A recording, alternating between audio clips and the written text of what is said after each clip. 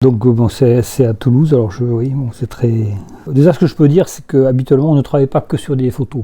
Les photos sont simplement un appui à ce qu'on appelle un questionnaire technique, parce que déjà au GEPAN on n'enquête que sur des témoins de premier niveau, donc des gens qui ont vu. Au GEPAN on travaille beaucoup les photos originales, parce qu'on a un logiciel qui permet déjà d'authentifier.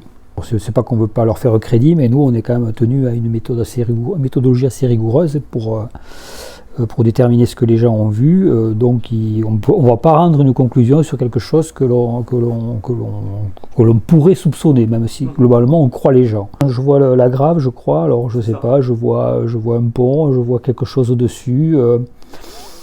Ça m'évoque pas grand-chose, si ce n'est que ça aurait pu être quelque chose qui s'est passé il y a quelques mois au-dessus de Toulouse.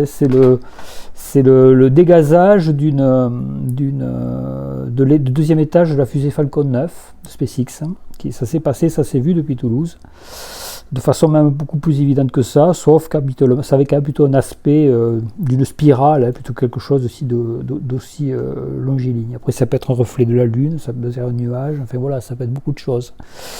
C'est pour ça qu'une photo en elle-même, c'est très difficile d'aller rendre une conclusion.